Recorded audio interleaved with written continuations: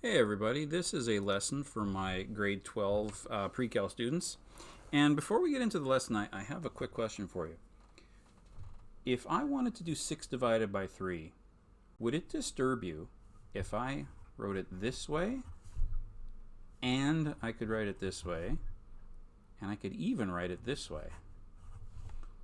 Is it uncommon or uncomfortable for you that there's 3 completely different ways to write a simple divide?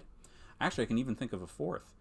Dividing by 3 is the same as multiplying by a third. I can even express divide in its opposite, or better yet, its inverse operation, which is multiply. All of these things are saying the same thing. They're all 2. Do you get why they're all 2? And if that's cool with you, that you can express it so many ways, then if I said something like, for example, 2 to the power of 3 is 8, hopefully it doesn't freak you out if I write it in an inverse operation way as a logarithm and say that the logarithm to the base 2 of the number 8 is 3. These 2 things say the exact same thing the way that these 4 things all say the exact same thing. Mathematically, they're not saying anything different. They're just expressed in a different way. So, now that we've confused you completely, let's get to the notes. So here we are in 8.1, and the first thing it reminds us is that a logarithmic function is the inverse of an exponential function. Remember, to find the inverse function, we switch x and y. So y is equal to b to the power of x. If I look at the inverse function of that, I've switched x and y. Now, if I wanted to start doing things like solving and manipulating equations so that I get to isolate the variable, then I need a logarithm equation to do it. Notice that this y here is an exponent, and now it's isolated as the answer. So y is what we call the logarithm, or the answer, of this equation. B is the base, and x is what we call the argument. And if you're looking at Ms. Cox's video for this, she doesn't write this down because I don't think she likes thinking about it this way. But this is the way I've always thought of a logarithm. This little sentence here, to me, an equation is a sentence, and math very much is a language. And this sentence says to me that if I want to multiply b's together, it would take y of them to reach x. I'll let you kind of think about that for a sec. If I want to multiply b's together, it would take y of them to reach x. Let me go back to the example I did a second ago. 2 to the power of 3 is 8. Why is that true? Because 2 times 2 times 2 is 8. What does this say? It says if I want to multiply 2's together to get to the number 8, I need 3 of them. That's the way I read this. That's the way I read logarithms. So, if you can get your head around that, there are, of course, technical names besides this. And again, if I were to say log to the base b of a is c, a has to be bigger than 0. You can't have an argument of 0. And it has to be greater than 0. You can't have an argument of 0, and it can't be negative. Notice I can't multiply b's together and get a negative number. Right? How many 2's would I multiply together to get to negative 8? There's no such answer to that. So a, the argument, has to be greater than 0. B also has to be greater than 0. There is a way to deal with negative bases, but not with kind of the common logarithms that we're going to be doing here in grade 12. So my base also has to be a positive number, and my b can't equal 1. 1's a special number, right? I couldn't multiply 1's together and get any other thing besides 1. I could, think about it. 1 to the power of 0 is 1. 1 to the power of anything is 1. 1 to the power of a billion is still 1. 1 to the power of pi is still 1. So because of that, b can't be 1 either. Okay? It can even be a decimal past 1, but it can't be 1 itself. So that's what these little notes are telling us. Okay. Let's do some examples. Express this in logarithmic form. So in logarithmic form, I'm going to say that the log to the base of 4 of the number m is equal to n. So if I'm timesing together 4s, I need n of them to get to m. That's the way I think about that.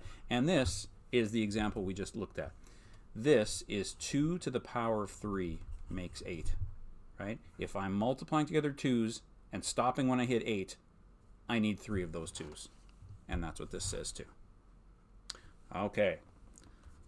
I realize this might be a shock to the system because it's such a different way of looking at numbers. It's like, again, it's like learning kind of a whole new part of a language.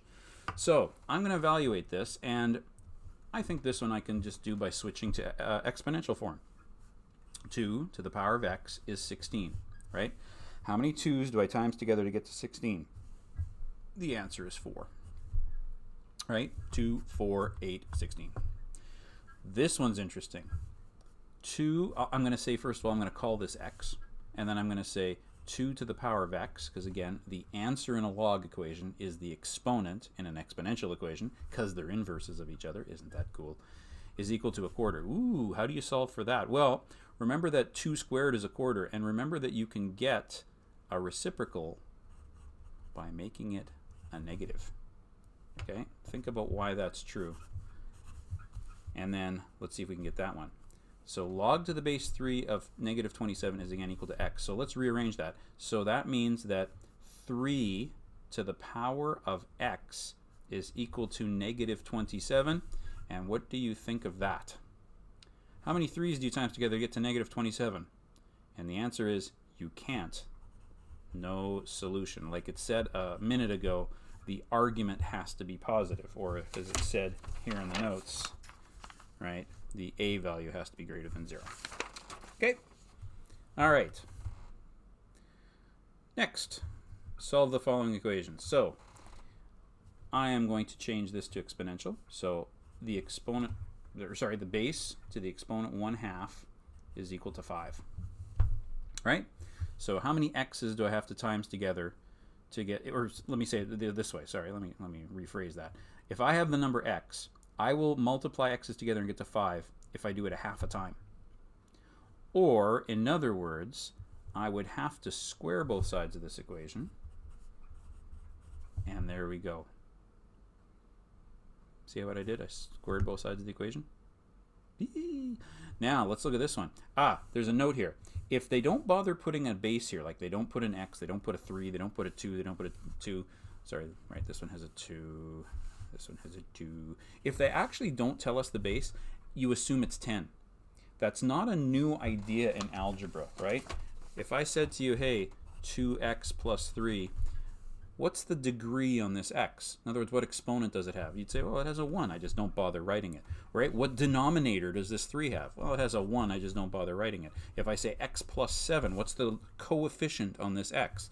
It's 1. I just don't bother writing it. Well, in logarithms, 10 is the base we don't bother writing. So we assume this means log to the base 10 of x is equal to negative 3, which means that if I take 10 to the power of negative 3, I will get x. Now, notice the argument and the base can't be negative in the world of logarithms, but the answer can. So the exponent can be negative. So this is, of course, 1 over 1,000. And if you're not sure how negative powers work, that's a little hole in your game coming out of grade 9 and 10. You should maybe get on to some Khan Academy or something and kind of refresh your memory on how negative exponents work. Okay, so there we go. There is the 8.1 notes for those first couple of examples. More fun examples to come here. Check out example 4C here. Log to the base 16 of x is 3/4. So, in other words, 16 to the power of 3/4 equals x. Okay. Now, I can think about this two different ways. I'll use scrap paper here for a sec. I can think of this as the 4th power of 16 cubed, or I can think of it as 16 cubed to the 4th power. It actually doesn't matter what order I do that in. And if you're wondering, why can you do it in any order? Because think about it, 16 to the 3/4 is actually 16 cubed to the 1/4, or it's 16 to the 1/4 cubed, right? In both of these cases, you times those exponents together because power of a power means you times them. And either way, you get 3/4. So it actually doesn't matter which order I do this in. Now, I have no idea what 16 cubed is, but I actually do know what the 4th root of 16 is. 2 times 2 times 2 times 2 is 16. So I'm going to do that first. So this is actually the 4th root of 16 all cubed, which is 2 cubed, which is 8. Aha! Whoa, look at D. So D is saying 2 to some power of x is equal to the log of 3 of 81. And wait a minute, the log to the base 3 of 81 is like saying 2 to the power of x is equal to, so this thing is like saying 3 times some number is equal to 80. You know what, I just goofed that up, I realized. Let me write that better. Okay, so this is like saying 3 to some power is equal to 81. So it's like saying 3 to some power, which in this case is 2 to the power of x, is equal to 81. There, that's what it is. So it's like a power of a power kind of as a stacked exponent. So 3 to what power is 81? Well, 3 times 3 is 9, and 9 times 9 is 81. So this whole thing has to be a 4, which means x has to be 2. Cool. So log to the base 2 of log to the base 3 of 81 must be 2. All right, that was fun. Now, if it says estimate, they generally don't want you using a calculator, but we're going to cheat on this a little bit and maybe play with our calculator a little. Now, most of you don't have a calculator that you can actually enter a base that isn't 10. When I use my log button, and you learn this in the activity we did last week, when I do log of 100, I should get 2 because 10 to the power of 2 is 100. This assumes, again, notice you don't see a little symbol or a number there. This assumes that the base is 10. And that's all you can do for logarithms, natural logarithms anyway, or sorry, regular logarithms. You'll learn later that this is called the natural log button, but we'll do that later in the chapter. For the most part, on most calculators, you can't do anything with logarithms unless you're talking about a base of 10. So you're not going to be able to help yourself with a calculator anyway. If you have a fancier calculator, some of them let you enter different bases in. I'll show you that later on in the chapter. Those of you who have a graphing calculator, the TI-84 can do it. But so anyway, what am I going to do to estimate this? Well, here's what I know. I know that 2 to the power of 4 is 16, and 2 to the power of 5 is 32. And I want to remind you of something. Let me just go to Desmos real quick, and let me get rid of all the grade 10 stuff that I was doing a few minutes ago. And remember that y equals 2 to the power of x is a very steep curve. The further right you go, the faster up it goes. Remember that? So I know that this, if I call this x, I'm saying that 2 to the power of x is equal to 30 for some x. And since I know 2 to the power of 4 is 16 and 2 to the power of 5 is 32, this number is between 4 and 5. So it's a decimal. But again, because the curve sharply goes up, and 30 is a lot closer to 32 than it is to 16, I'm not going to guess 4.5. In fact, I'm going to guess, for my first guess, it's probably close to 5, like maybe 4.9. So I'm going to actually try. So I told you we'd cheat and use the calculator. I'm going to guess that it's 4.9. So does 2 to the power of 4.9 come close to 30? You bet. Look at that. Very close. In fact, maybe I'll bump it up one. 2 to the power of 4.91. How about that? Oh, and we're over it. So it's actually somewhere between 4.9 and 4.91. We'll play like it's the Price is Right, and that's over. So we'll just go to x is approximately 4.9. Okay? All right. Now that you've seen me try that one, why don't you pause the video and try these two yourself. See how close you get. I'll give you a sec to pause the video. Did you pause the video? Did you try them? You waiting for me to do it for you? Lazy. All right, let's try it. So make that x. So remember, this has a base of 10. So 10 to some power is 20. Well, hang on. 10 to the 0 is 1, and 10 to the 1 is 10, and 10 to the 2 is 100. So it's not between there and there, it's between here and here. 10 to some power between 1 and 2 is 100. And 20 is closer to 10. So I'm going to guess maybe 1.2. Let's see how close we are. 10 to the power of 1.2. Not quite big enough. 10 to the power of, how about 10 to the power of 1.4? I think 1.5 is too big. Yeah, 1.4 is too big. So 10 to the power of 1.3. Ooh, that's close. That's my winner. So that's going to be x is 1.3. Or actually, it doesn't equal 1.3. It's approximately equal to 1.3. And then finally, this guy. All right, so here's what I know. I know 5 to the power of 2 is 25, and 5 to the power of 3 is 125. So 120 must be in the middle, because remember, if I make that x, this is the equation. 5 to some x is 120. So that's definitely between those two numbers. Much closer to that. I'm going to say 2.9. Let's see. 5 to the power of 2.9. What? 5 to the power of 2.9, 106. It's actually it's more than that. 5 to the power of 2.99. Ooh, that's close. 5 to the power of 2.999. Closer still. 5 to the power of 2. I've already lost count of nines. Is it 4 of them now? Ooh, very, very close. Okay, so we actually wanted 120. I'm getting close to 125. I kind of lost the plot there a little bit. I was having so much fun punching nines. Let me start that again. So 5 to the power of, what did I say again? 2.9. And that's 106, right? And we want 120. So 5 to the power of 2.99. And that's, okay, so that's over. So it's 5 to the power of 2. Let's say 95. Too low.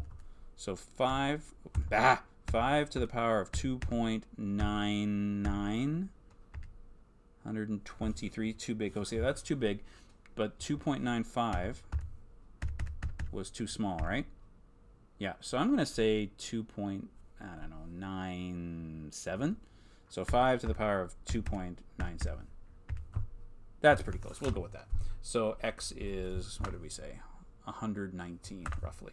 Again, why do I keep writing equals when I mean approximately equal to 119?